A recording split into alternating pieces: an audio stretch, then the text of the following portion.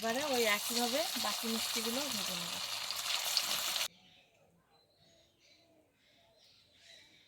দুর্দান্ত রেসিপি নিয়ে আজকে তোমাদেরকে সুজির দুর্দান্ত একটা মিষ্টি করে দেখাবো। তোমরা কিন্তু পুরো ভিডিওটা দেখবে। মিষ্টি বানানোর জন্য উনুনে কড়াই বসিয়ে দিয়েছি। এবার উনুনটাকে প্রথমে ধরিয়ে নেব।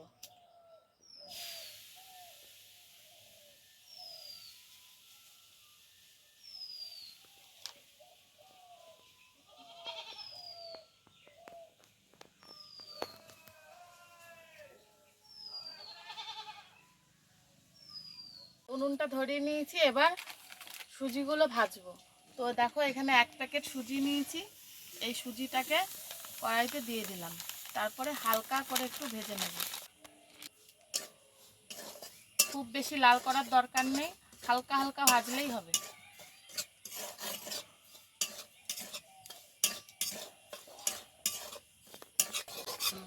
আর সুজি ভাজার সময় অল্প একটু সাদা তেল দিয়ে দিলাম, ওই 1 চামচ মতো। তাহলে সুজিটা একদম ঝরঝরে হবে।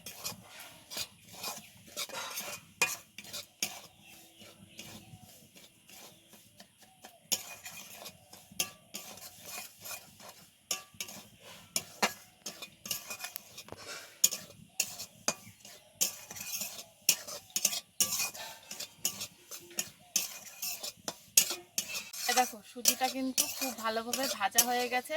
এবার এর মধ্যে দিয়ে দিচ্ছি পরিমাণ মতো জল।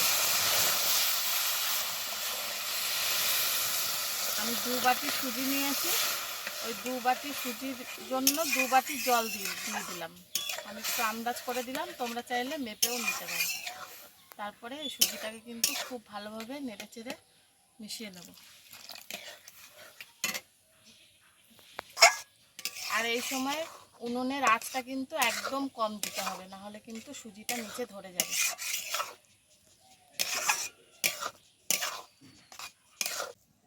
এই দেখো সুজিটা কিন্তু খুব ভালোভাবে নেড়েচেড়ে নিয়েছি। আর দেখো একটা ডো তৈরি হয়ে গেছে আটার মতো। এবার এটাকে নামিয়ে নেব।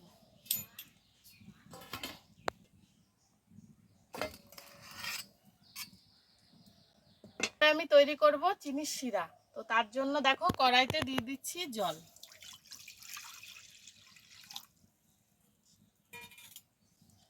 জলের মধ্যে দিয়ে দিচ্ছি 2টো এলাচ।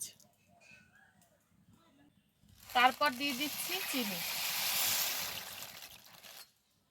এবারে এটাকে খুব ভালো করে জাল করে শিরাটা তৈরি করে নেব। এ দেখো সুজিটা আমি বেশ খানিকক্ষণ টাইম ধরে ঠান্ডা করে নিয়েছি। এবার এটাকে মেখে নেব হাত দিয়ে।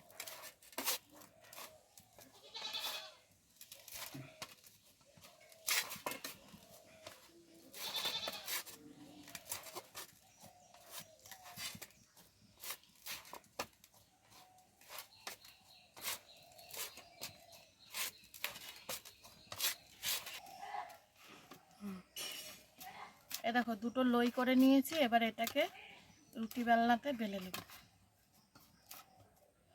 এ দেখো এই চাটুটায় একটুখানি সাদা তেল আমি মেখে নিয়েছি। তারপরে এগুলো কিন্তু বেলবো। আর এই যে বেলনাতেও একটু তেল মেখে নিলাম। তারপরে এটাকে হালকা হাতে চাপ দিয়ে বেলে নেব। খুব বেশি চাপ দিলে কিন্তু আবার ফেটে যাবে। হালকা হালকা করে চাপ দিতে হবে। তারপরে দেখো একটা চাকু নিয়েছি। এবার এই ধারগুলো চাকু দিয়ে প্রথমে কেটে প্লেন করে নেব। কাটার সময় একটু সাবধানে কাটতে হবে, নাহলে কিন্তু জিনিসটা নষ্ট হয়ে যেতে পারে। একটু দেখে দেখে সাবধানে তোমরাও কাটবে। এবারে এটাকে চৌকো করে কাটবো।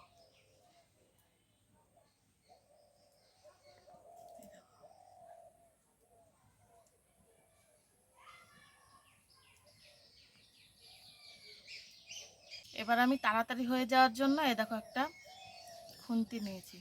খুন্তি দিয়ে কাটবো। এই যে দেখো একবারেই কিন্তু হয়ে যাবে। কত সুন্দর হয়ে গেল কাটাটা।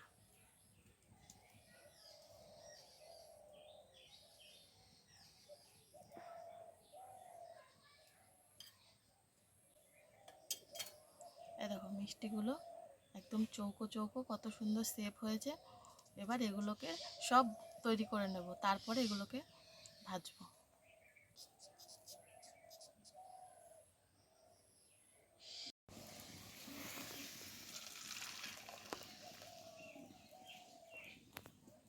চিনির শিরাটাও তৈরি করে নিয়েছি, এবার হচ্ছে মিষ্টিগুলো ভাজার পালা। তো তার জন্য কড়াইতে দেখো সাদা তেল দিয়ে দিচ্ছি।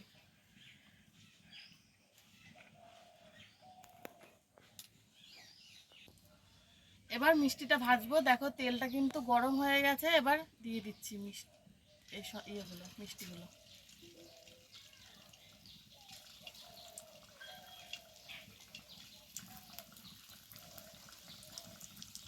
মিষ্টিগুলো ভাজার সময় কিন্তু তেল খুব ভালোভাবে গরম হওয়া দরকার। গরম যদি না হয় তাহলে কিন্তু মিষ্টিগুলো কড়াইতে লেগে যাবে।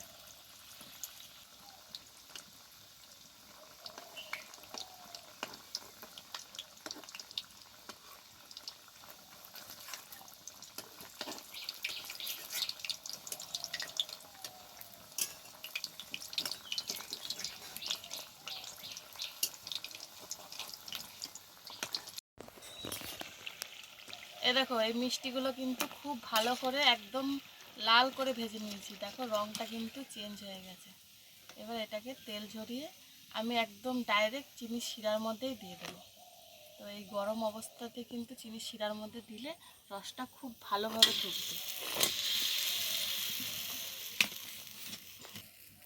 এবারে ওই একইভাবে বাকি মিষ্টিগুলো ভেজে নেব।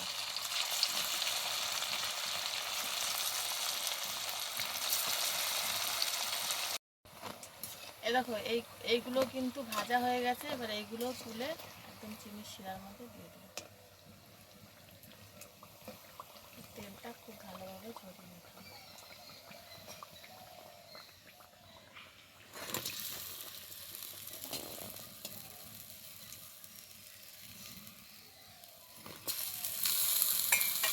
এই দেখো সুজির মিষ্টি কিন্তু একদম তৈরি হয়ে গেছে। তোমরাও ঝটপট বাড়িতে বানাও আর কমেন্টে জানাও রেসিপিটা তোমাদের কেমন লাগলো।